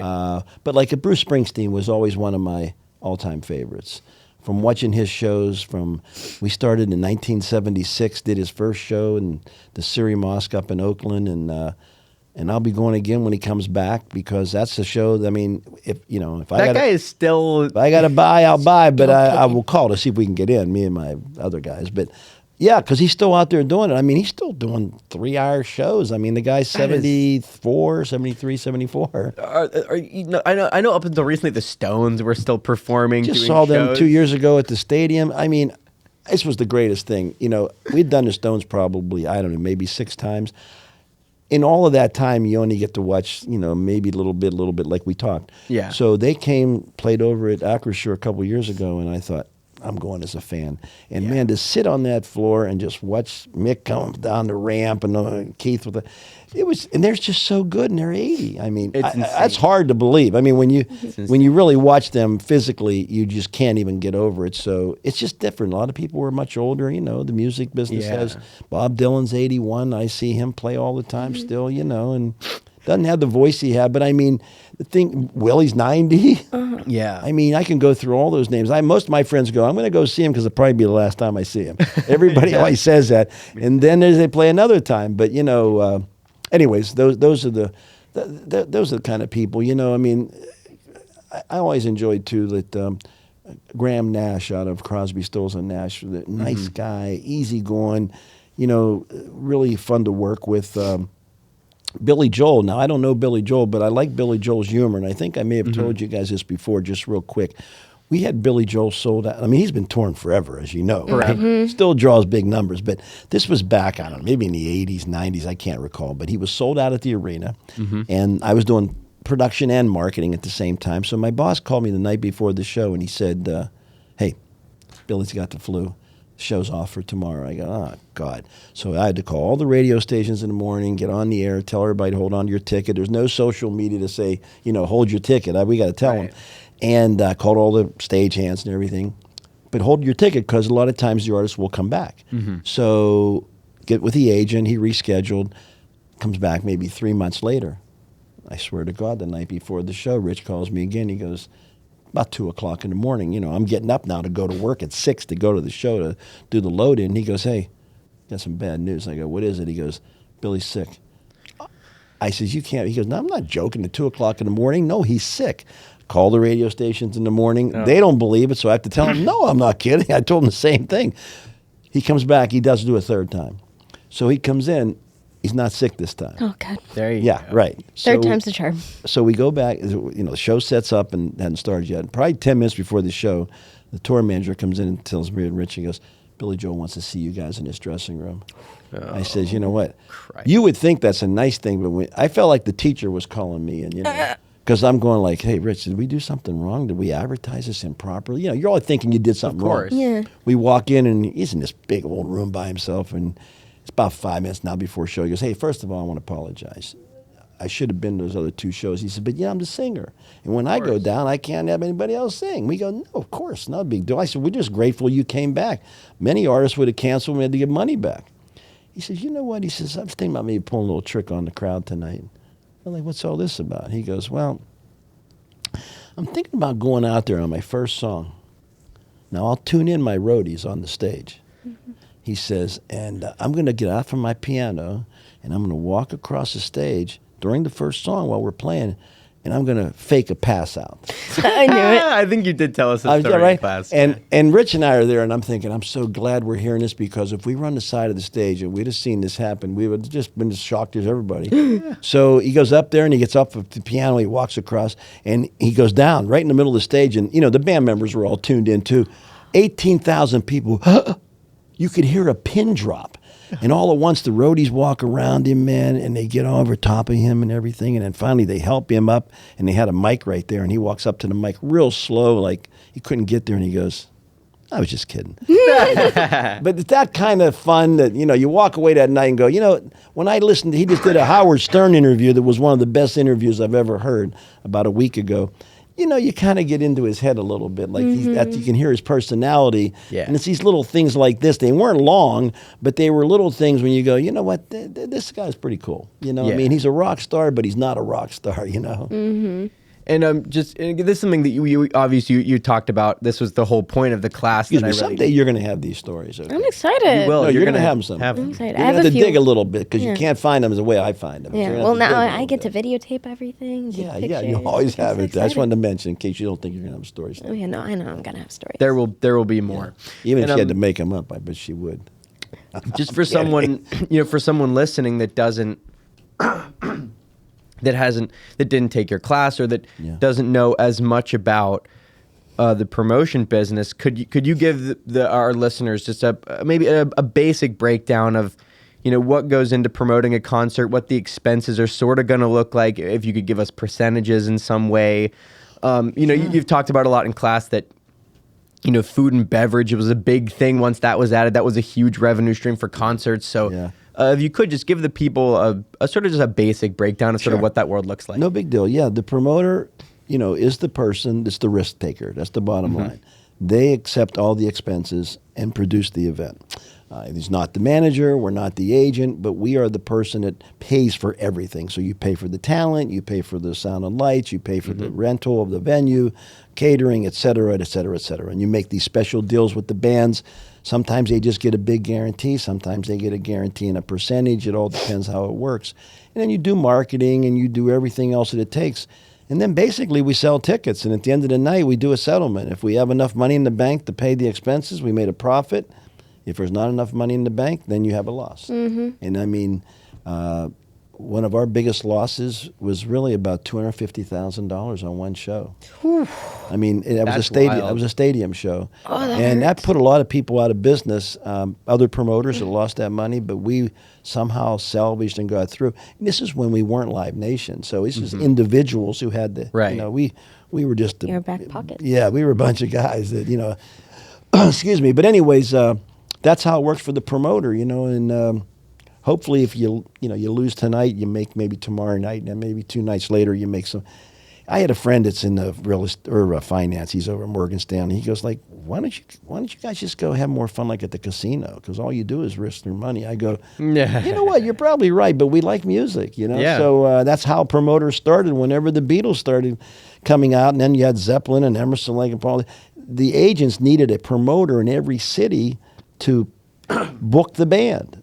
The agent didn't want to put the money up for the band, so they had to find what was usually former musicians, guys that owned clubs. Those are how those guys became promoters, and so every city had a major promoter. We just happened to have DeCesar Engler, and they were 2 guys that were former musicians, blah, blah, blah. But every city had that. And that now, today it's similar, but most of us sold our companies to merge with Live Nation. So Yeah. Live Nation Pittsburgh, Live Nation Philly, it's some of the same people actually, but it's just they don't use their names any longer. And they're getting old, But I always, when I see somebody older that's still working, I did this not too long ago with Bob Dylan. I saw the production guy, and I said to him, how long, he was 70. And I go, how long are you going to be his production manager? He goes, I don't know. I said, you'd be a good teacher. I says, you have it in your head, and you need to tell what these kids can do in the future. And he says, I don't know. He said, look who I'm working for, Bob Dylan. He's like 81 years old. I'm going to keep working, I guess, until he doesn't tour anymore. Yeah. Because these guys are making a lot of money on the road. They're doing well, especially by that time in their life. They've, it's like any job. You go up the chain, and these guys that are production people are making a lot of good money from these tours. Now, you give up a lot. You give your life up, basically. Yeah. Most of them are divorced. Most of them, don't have families anymore. But anyways, that's basically the promotion business. And, if you just... I was glad I did it only because I've told this to many other kids. When I was a drummer and I was playing in the band and I gave it up for a short while back then, I thought, if I can't be on the stage... like how close can I be? Yeah. And then I realized maybe being the promoter would be it, because I was going to every concert in the 70s. I mean, I went to so many shows, and I thought, they're the person that puts the band on. They're backstage. So I said, I'll be able to stand next to, and I have some of the biggest drummers in the world I've been, close to. But I was working. I didn't just go hang out, watch the drummer. But I thought, I've seen a lot of shows. Yeah. I mean, we tried to put a number to it one day, and this is not in a more recent time, but we came up to about 5,000 shows, which was a lot of shows. That is a lot. That is a lot. Now, they weren't all great shows, but there's a bunch of big ones in there. Yeah, it's kind of a beautiful thing, having that be a part of the industry, that at the end of the day, someone has to put up the money, someone has to put up the risk to curate this live experience for so many people that that person might talk about that concert for the rest of their life as this legendary moment, and you were able to give somebody that. You know what? That's interesting you say that, and because I'm getting older on it, and I see Facebook pages and people who this whole Bob Marley thing when the movie came out recently. I was just going to ask you about that. We did that last show and everything. Yep. I've had so many people that, not coming to me, but on our Facebook page, will go like, oh my God, what these shows meant to us back in those Stanley days because of what, it was just a different time period. Again, it was a wild, wild west. They were going through it for the first time, and it made lasting impressions on people that were like, we didn't really know that was happening. We just bringing the shows in, and then you can only reflect on it many, many years later when you look back and go, I can imagine, that was probably really meaningful to that person because that's where they met their, future husband, or that's whatever. And I do that a lot when I look in my basement. I have a lot of pictures up on my wall, and unfortunately, a lot of them have passed away. So you look and say, wow, there was Frank Zappa, and there's Robin Williams, and there's so many names, and they're all, gone, Wait, you met Robin Williams? Oh, yeah. Yeah, see, that's what I'm saying. We could genuinely, Did Robin we Williams could a bunch we of could have you on this things. show. We could have you on this show 5 more times, and we would not quite We get wouldn't to all even of that. scrape the first layer. But one story I will tell you though, this is well before he passed, we had him up at the mosque up there, and a lot of times we'd get bands and artists gifts to give to them, for coming in. And I had a guy over in the South Side did these really nice tour bags, so they would embroider them, which was big at that time in the 80s. The Caesar Engler presents Robin Williams sold out Syrian Mosque date. And we do that for a lot of artists. So he came off the stage, and half of his show would be improvising. We give him a box of stuff. He didn't want to see the stuff before the show, so we would give him crazy stuff, and he would go out and do half the show, and half the show was kind of his jokes. But anyways, he was just, I thought, a genius. Comedic genius. Comedic genius. He came off, artist. right, okay, now you can appreciate this, right? Sold out. He comes off, we give him his gifts and everything, and we said, Robin, man, you were unbelievable. You just briefly, you're not talking like, of course. He goes, do you think they thought I was funny tonight? I mean, that stuck in my brain. Unfortunately, when he was passing, I thought, That makes probably the way he thought, and a lot of times, like, they really think I was funny. Oh my God, they're just not on the floor there. You know what I'm trying to say. Yeah, I think so. You get those little lines once in a while, and again, they're not long conversations, but I had that one with Paul McCartney where we met him backstage, and whenever the guy says to Rich and I, "You ready to go back and meet Paul?" Oh my God, you know what that's like? I mean, my legs were shaking. I can't even imagine. And I thought to myself, I'm not going to say anything because Rich is older. He can do all the talking. You got your name in the company. I'll just stand there and give him the plaque. So we give him the plaque and we take the picture. The tour manager says, "Now I'm going to walk away with the photographer and you guys can chat." What are we going to chat? It's 5 minutes before the show. We're supposed to be talking, right? So here's what he says. I'm sure I probably told us. He goes, "Hey, this was 1991, 92. Something called Nintendo was just coming out." Wow. And he goes, "Are you guys doing the Nintendo Festival?" Which we were. It was a festival in an arena where you would play that in Game Boy to win this thing. Yes. And we actually were doing it. So we go, "You know what? We are doing the show. It's coming up in a couple of weeks." And he said, "That's really wild." He said, "I was just in New York and my friend so-and-so, who's the promoter, they were doing it too." He said, "My kids are on the road and they love playing those games." And we're talking about it. And I said to myself, 5 minutes before the show, 18,000 people are out there getting ready for Paul McCartney, and we're back here talking about goddamn Nintendo. All right? And then the guy says, "Paul, we put the intro tape on," so he had maybe 30. He goes, "I'll be right out." And he goes, to Rich and I, he goes, "What's your favorite game?" What was your favorite game? I didn't know any game at all. My kids played. I want to know Paul McCartney's I said, I favorite knew game. my kids had played. And, I mean, because I knew that we had talked about them coming to the Mario festival. Kart. And I thought, oh my, he goes, "No, I got to go to work." And he left and went up. And I said, I have a picture in my office, and I look at it, and I tell anybody, I says, minutes after we took that picture, we were talking about Nintendo and Game Boy. So it's that little time that I just never forget. Never forget we that. didn't have anything else. We weren't like, we're not long lost buddies or anything, but I found it interesting. Yeah. I have a quick fun fact about Robin Williams. So Robin Williams attended Juilliard, and he graduated early within 3 years. And it's not because he finished his classes quickly. It's because the teacher said that there was nothing else they could teach him. Like, he was just that amazing. I mean, it makes sense. Like, there was I think Jerry Seinfeld has a line that's like, if you are paying for the class to do stand-up comedy, you've already lost in a way, because you kind of just go out there and do it. You have to go out there and you have to bomb. You have to tell a bad joke. You have to get heckled. But for someone that's as legendary as him, it's like, why would you even be there in the first place? Like, Right. go out there and sell out the shows because Right, you're right. Robin Williams. Well, I But think when he started, you know, he was an actor. Like, I think he was pursuing acting, and he just happened to be so funny. Oh, that's right. That's right, because he Like- did do a bunch of movies. my God. Yeah. Well, I mean, especially Mrs. in the old days. Let's not forget about Mork and Mindy, which is really where he came on TV in the beginning before he did anything. Mrs. Doubtfire, they have enough footage of Mrs. Doubtfire to have a G version, PG, PG-13, R, and X-rated. Yeah. That's how much content they That's a have. great one. I love that. I means, grew up on that movie. I'm the same way. You know, I don't Hello. watch a lot of movies, but I've tried to watch almost everything he did. And but again, going back to TV, seriously, if you ever look at Mork and Mindy, he was really wild on that show, and that was kind of like, what is this show all about? You know, no, he was acting weird, but his lines were so great. I go back many times. I'm kind of weird, but I'll go back on YouTube and hit him up, mostly on what was called the Johnny Carson show, the Tonight Show.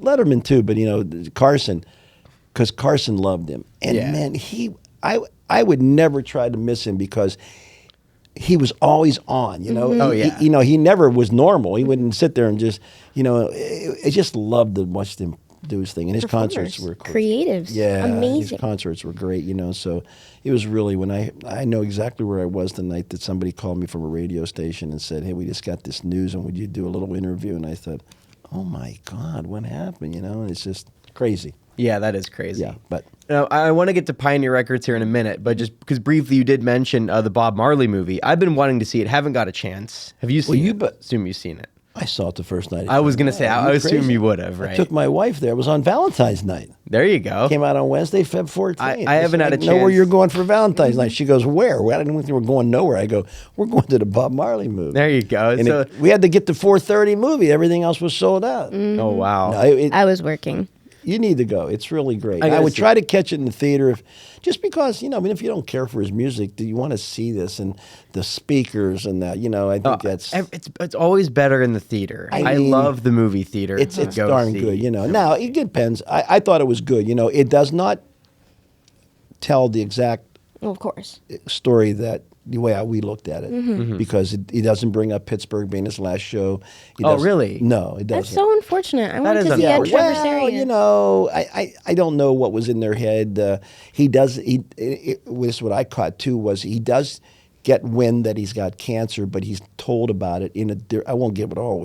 He tells it in a different spot than where he was in New York. Right. You know, and on what I'm not making this up, because in the books it tells you what happened. Because as Right. I told you, when he played Pittsburgh, we just knew that he was sick. Then after he leaves, and of course as he goes on, and the books are all written, I just would always go right to the back, get to the last couple pages, and that's when it talks about he passed out in New York, and so it's all been, you know, said. Right. So I just have a feeling that they just didn't want it to be such a negative at the end of this movie. It's not. They ended in a more positive thing. Yeah. That's understandable. You know what I mean? It was, and it was done during this Exodus, you know, time period when he wrote the record. And what it really is, what I like about it is that it just shows you about, you know, his love and one love, all the great things he talked about, and how they did not want him to, his own people, not to do this concert in front of hundreds of thousands of people, because they shot him in his rehearsal space. They didn't kill him, but, you know, Bob got shot, and so did his tour manager. And there were like two leaders of Jamaica who were like fighting it out, and one of them had sent these guys to try to get rid of Bob, because Bob wanted to bring people together. And the guy that plays the part plays a really good part. The woman that plays his wife, Rita, is, I think, outstanding. And everybody else plays a good part too. And it's there's a nice storyline there about reggae music and Bob Marley. Yeah.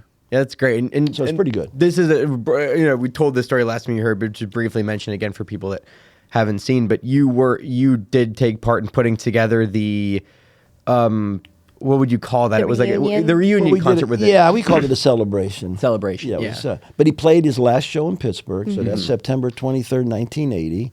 And then I helped organize this thing 30 years later, right to the date, same venue, brought all the kids in, and they did a 2-hour show, and it was great. And, you know, And they played their dad, and they played his played all their music. dad's music. That yeah. is the whole thing was, like I said, I didn't want to tell them that I didn't want their music, because that doesn't sound nice. but I didn't want their music.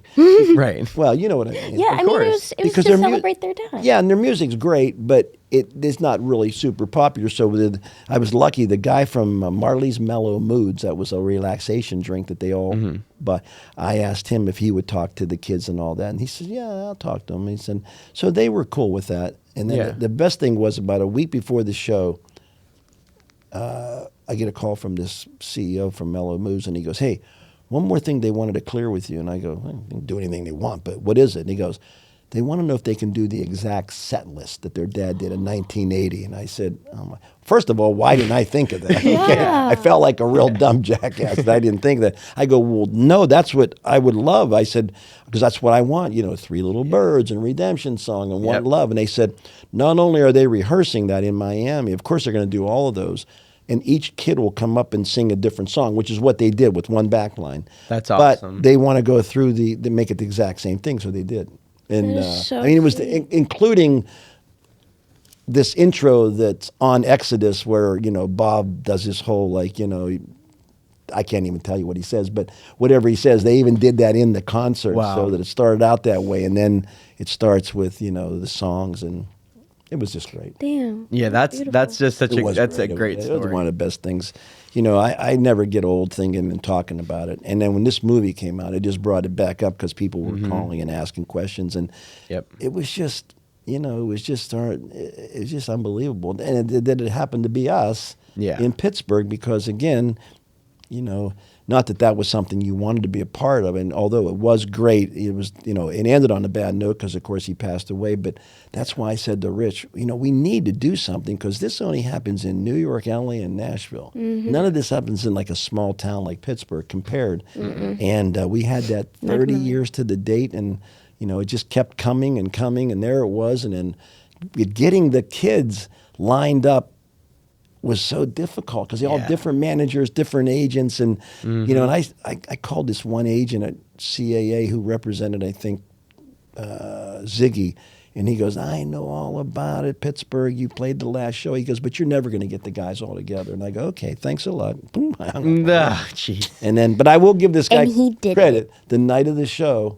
honest to God, I'm at the show and I got either maybe a text or a call, and it was that agent, and he just said, "Hey, congratulations." There you go. And I thought that was phenomenal. Yeah, I really that is- appreciate it that because is- I don't even know I didn't even know him. I just knew that he knew what we wanted to do, and I knew that it was going to be difficult, and it wasn't easy. But we got a little bit lucky with that Marley's Mellow Mood CEO, who all the kids were involved financially, so he was able to make it happen quicker. I mean, from an audience standpoint, like it's like, oh my God, this is so sweet. This is so amazing. Like they're all here together, and you think it's just like them, like mindfully, just okay, cool. We'll just all end up in Pittsburgh and do the concert. Yeah. But then from the business aspect, amazing. Yeah. You got that done. Different managers, different schedules. You can appreciate flights. it. Just oh, on I can. whatever It's the level. Just think of that level. Oh, Yeah. level with that money. I mean, that, just think of that level, yeah. Mm-hmm. And the last thing is, that's the other thing financially.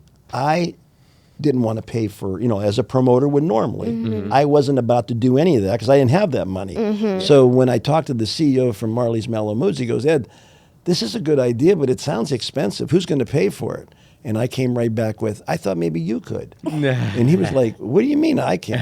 I go, "Well, what I mean is Marley's Mellow Moods could oversee it because I don't your know. guys'. I made up something about you guys have money and you can do all this." I says, "I'll get the theater, I'll do the marketing, I'll get us sold out, do the ticketing, and you bring the band in, and so to speak." And because that's who I couldn't get to. And they did one back line of equipment, one back line of musicians that was from one of their bands. And then, Damien came out and sang one, and Sedella, the daughter, sang something, and then Julian sang something, and then Steven, and they all came out, and then they sang many songs together. Yeah. You can definitely check that out on YouTube. All you got to do is go Marley Celebration 2010. Gotcha. There are some phenomenal footage on there that people took it's not professional, but it's watchable. Gotcha. Yeah, it really is. I've just watched it not too long ago, and I thought, I never watched it all the way through like this. Some people just taped the whole concert, because they weren't holding back on cameras and video things. They just said everybody could bring anything you wanted, Yeah, so what's the deal and everything with this concert in April going on? We'll jump to Pioneer Records now. Please, with all let's of get this. off of me. Everything's going really good. Last year we were after speaking with you, we had our highest attendance so far at 212 attendees, 40 of them being non-Point Park associates. There you go. And so this year it is the club at Stage AE, April 10th. Doors are opening at 6:30. We have 4 artists lining up. We've got, which are our 4 Pioneer stars this year. We've got Jenbo, Leandra Bolello, James the Seventh, also known as Bethany Lantham, and the Pick Crew. So we have, this is also probably our most musically diverse group we've had. We've got we've got reggaeton, we got jazz pop, we've got alternative rock, and we have indie pop. Like, it's That's just cool. so many different It is a versions. variety, a lot of It is variety. beautiful, and they're all really good. I love, like, again, it's like one of those things, like, you know, even if you don't love the music, you got to do it.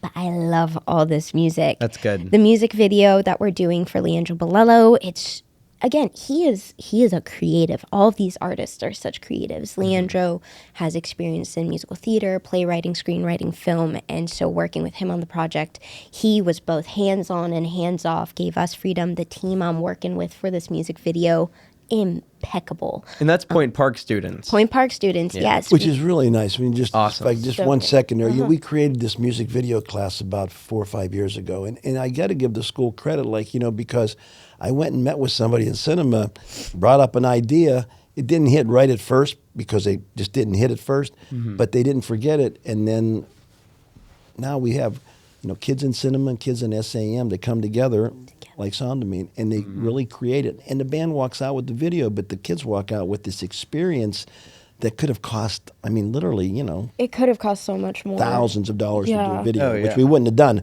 And that's when I said to, I think it was Steve one day, Tanzilli, I said, wait, don't we have like a cinema department that does like all this, you know? And he goes, Yeah. Wait, isn't there another part of this university? something. I mean, we're just over here in our little silo, but don't they do something with cameras over there? I've seen Yeah. them, you know. And I go, why don't they do a video? Now, you know, that's easy to say, but course. you got to get somebody. And I would say Andrew.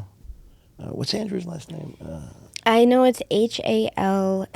Hellas. Hellas. That's how I pronounce Andrew Hellas over in cinema. That's a great idea. Well, yeah, we should do it. Now, he had to get approval, and it took a little time because Approval, he was budget, not in the approval status at that point. But he hung in there, and because of him, because I always wanted to do it, I just didn't have the cameras. So, you know, between him and it all worked out. And we've done now probably, let's see here, 1, 2, 3, 4. We did one off campus last year. So I this think- might be 5 or 6 now. I think this might be your 6th. Yeah. That's Which is awesome. really Yeah. kind of cool. And they're Yeah. all, I haven't seen this one yet because I want to see it like everybody else.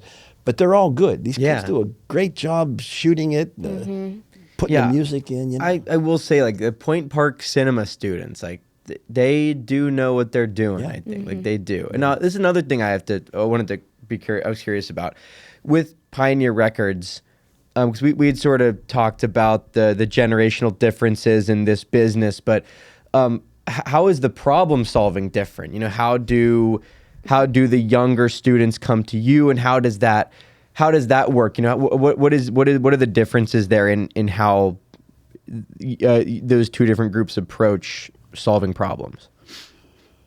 Do you mean the students that are working for our label, or? Yeah, I guess it's in general. Like, whenever you are working with the students, you know, how does their approach? Is there really a difference in the approach? You know, with you coming from being in this industry for longer, I going see through what all you the mean. changes, you know? Yeah. Well, I would say so. I mean, I don't really, to be honest with you, I don't do too much with it as much as I did when I started because we got a good group. Yeah. But, you know, if I can just go back quickly, it was thanks to, again, you know, having this program that allowed us to take it because there were kids that wanted to know about the record business. And that it was a time back around 2014 when I said, you know what, this record business isn't too good. And they go, yeah, we want to learn. I go, why don't we start a label? The school had to come up with some money because we had to be able to record the bands. So that and they still do because we don't have the ability to record them here.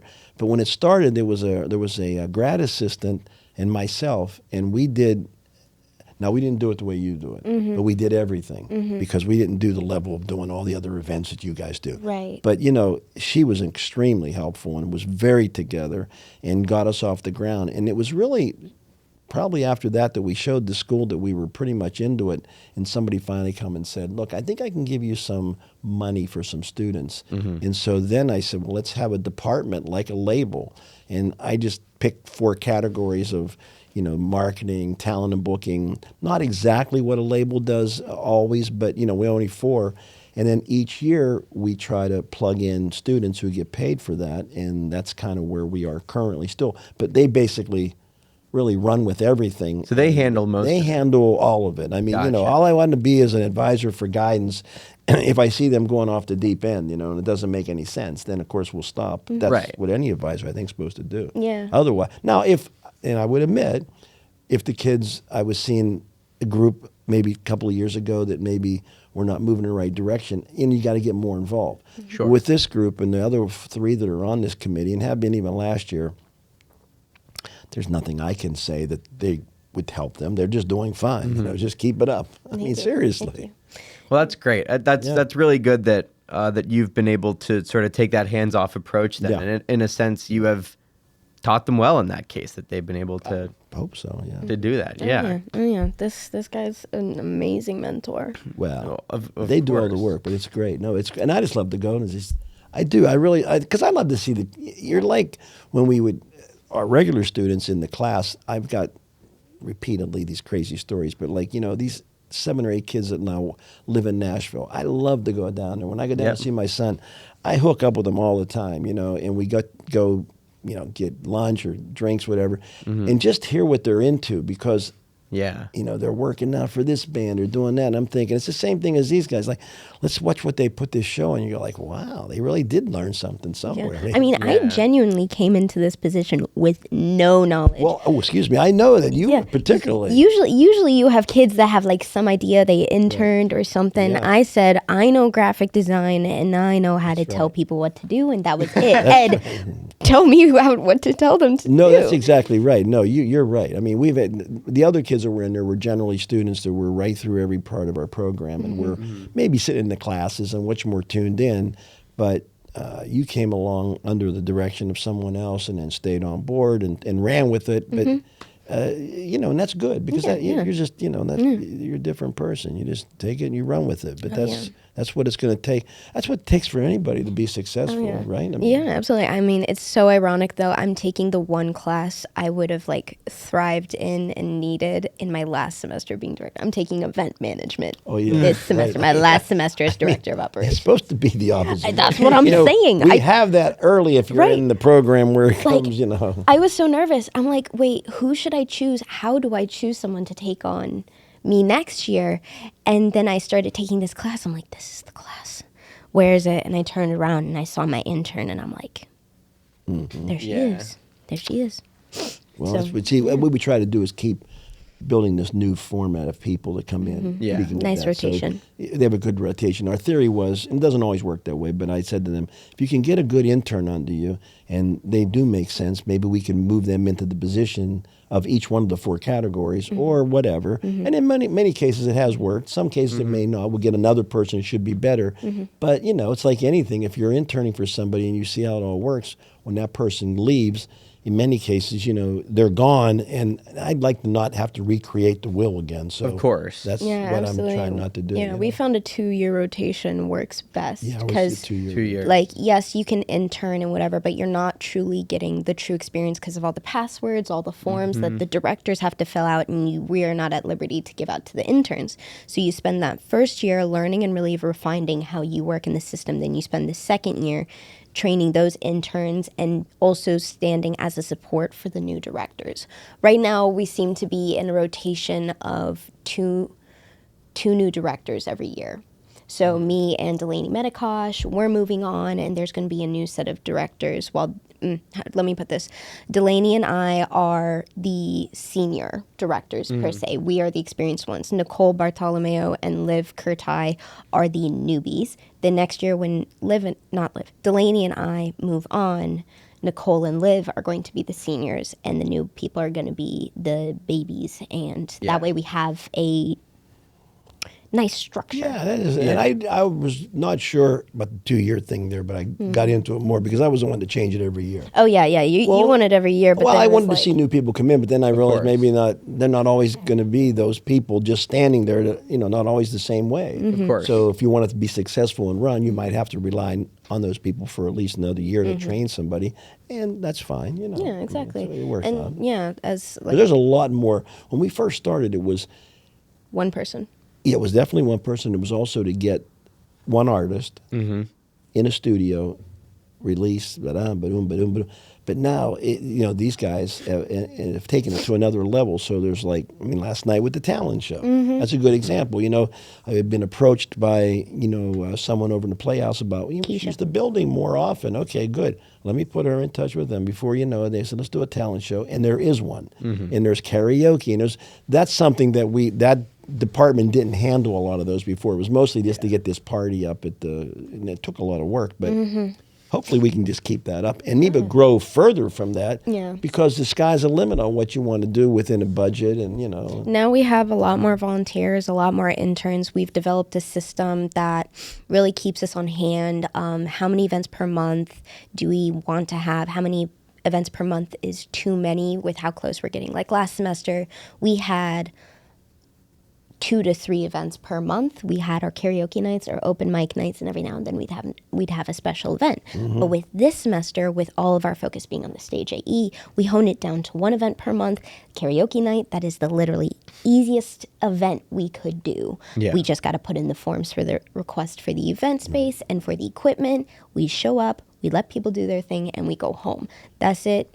It's a great that's event, worked well. and it's Right. been You amazing. got a nice turnout for this. Our best turnout event every month, and then that way we don't have to worry about the creative process of what an event is supposed to look like, and we put all that attention towards the Stage AE showcase or Training Wheels one, the talent agency showcase. The talent agency showcase is essentially if our Stage AE showcase and karaoke night had a baby. Same event request forms, same equipment, nothing new there. We just do a set list instead of anyone can sign up and do a cover of a song. Sure. The biggest thing is we talked about this briefly today, is still getting the name out there that we have this label. And that's why things like this are good, and just talking it up because, we know that when you start something new, it does take a while. And so, I don't know when that time's going to come, but we're just going to keep working. And I've said I've always wanted it to be like a Globe or a radio station. And someday kids will come here and say, I heard about this label, which they're saying now.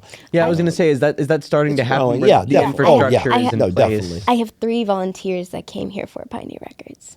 And so this is my other question. That's phenomenal. Another question too is how far and wide are people coming here for this stuff? Is it a lot of I imagine that there is a portion that is just local people from Pittsburgh that are here, but are we getting people coming from across the country, like coming here for? You are, of course, you are from Colorado. We are for the program, and in various programs here. But no, we have kids for SAM from I don't know. I think we did something one time. It was like from 38 states that come, over the years. Yeah, but we get a lot of people coming in from other places because what we're finding now finally is that when kids are researching music business, which is why we're going to start adding that actually to our name very shortly, because it's been just sports, arts, and entertainment management. But we're going to have it with music business so they can find it quicker. 2 extra letters. Yeah, there you go. But we need to do that. And I've had kids coming from Detroit. I have all the stories where they'll go we researched it and we saw we could do it here, and that's exciting because I'm thinking well, that's wild. I had this one girl, Kelsey Roach. She says, I went to Belmont, and then I transferred here. And I remember meeting with her when she was in the process of transferring, and I said, look, I love Nashville.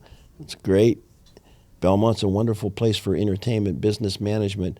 There's a lot of people trying to do what you want to do. Up here, we don't have quite the same focus of the teachers and the reps, but we got some people that can teach you. And so she came here, got her degree, Now she works full time in Nashville. Yeah, She went that's back awesome. to her real where she wanted to be, but she was able to get the degree up here. Yeah, You know. I think we need to start working. I mean, we technically work with Duquesne for Jesse Knows, with Red Cayman, but I think we need to start working with their audio engineering program out there because, like, yes, we've got music business, but we should start working with Duquesne University on like music production. Yeah, and really audio combining those. audio engineering isn't It isn't here. necessarily something that Point Park specializes No. in. We I don't There's from only what I understand. Right. Yeah. I mean, yeah. There's only believe me, when I came here originally, I've been pushing for a lot of other things outside of just the business side. It takes time, Of course, to get everybody of on the course. same page. But I've been talking to some folks here on the campus and some committees where we are maybe looking at trying to come up with a new major. And this major would be a combination of things such as the folks in the theater and our side, so that we combine the music business, but we also have lighting and staging and sound and production. Because I keep telling everybody that wants to listen, there are kids that don't always want to be promoters, managers, agents, all that. They want to be in this production side. And here you have to go get it over in the theater side, but there's people that want to do it over on this entertainment side. And there is a kind of a change. So we're thinking of, we've had many meetings, and I don't know where it's going to go. In fact, I'm supposed to talk to somebody more today, but maybe we'll have a new major at some point, which will combine a lot of what we're talking about. Yeah, absolutely. 'Cause- Which would be kind of fun for somebody that wants to do that. Yeah, definitely. Because they have to kind of figure it out right now. But it takes time. It does. Of course. It just takes time, and But that would be great because Copa is not easy to get into, and Copa is very expensive. And giving, excuse me, giving students access to the stage side, right. without having the bar of entry of Copa, I think would be great. That's the thinking process. Yeah, So, trying to get more involved with the other parts of the university is definitely like a huge and that's goal. always a little bit of a challenge, and that's everywhere. But I think Yeah. we showed that with our cinema department doing the music video. That's exactly what two departments can do. Yeah, Yeah. more of that collaboration. They're definitely the big on the collaboration. Yeah, absolutely. I really agree. Like, I want to get involved with the athletics and, like, specifically cheer and the dance team. Like, we had the dance club reach out to us and ask for us to have someone performing live for a little dance performance. And we were like, yes, this is what we want to do. We want to combine things. I would love to work with the dance team and the cheer team and have them get involved, do halftime shows with them, do, I wouldn't say competitions, but, like, other things like that. And then with the, like, that's Okay, really calm that's down crazy. now. We got a show to put on. Okay? Yeah, I know, we I know. do. It's not happening. All right, thanks. Okay. I'm not. I don't have enough hours in the week for that yet. No, I'm kidding. All right. Well, I think we're gonna wrap here. As a final thing, anything you guys want to plug? Anything you guys want to mention? The floor is yours. One, no one else is wearing green right now for St. Patty's Day weekend. It is St. Patrick's Day. It's It is. tomorrow. It is Still tomorrow. counts. Either way, fine. But we are plugging in Stage 8, the Pioneer. Restart. Hold on, take two. Okay. Yeah, we rewound now. The 2024 Pioneer Star Showcase, April 10th, 2024. Doors open at 6:30. Free for Point Park University students and affiliates. $10 for general admission and $15 for a VIP experience, limited to 30 tickets. That is a nice, lovely experience. You get to have goodie bags. You get to have a nice, not dining experience, but a nice mixer experience upstairs in the Jack Daniels Lounge, direct access to a silent auction we're going to be having, and how do I put this? Premier seating. You get to watch the concert from above if you choose so. Okay. There you go. But yeah, that's our plug. You can find it at Stage AE's website, AXS. Just look up Pioneer Star Showcase. It'll pop right up. Make sure it's the 2024 one. Or you could go to Pioneer Records Instagram at Pioneer Recs. Go to our link tree. You'll find the tickets. And for students, we have tabling events all over campus happening starting this Monday. So yeah, that's our That's it. We plan. want to make it successful. We want the more students to come over. I mean, the place has plenty of room in that club, and it's a nice environment, and it's their show. So I mean, hopefully, I just think it's important that we get a crowd in front of those. And my mom's going to be there, so you really got to show up and show out. Come on. Yeah, that's awesome. Yeah, That's I'm mom. excited. Well, listen, I'm going to be there. I hope that everyone listening that's a Point Park student in the area is going to be there. Thank you guys so much. I have good. a huge amount of respect for what you guys do. Thanks. I think, having this for students is a really great thing. And just thank you for joining us today. Really appreciate it. Thank you for bringing us Yep, on. thanks a lot. Of course. Right. Bye, everybody. Bye. I have no camera.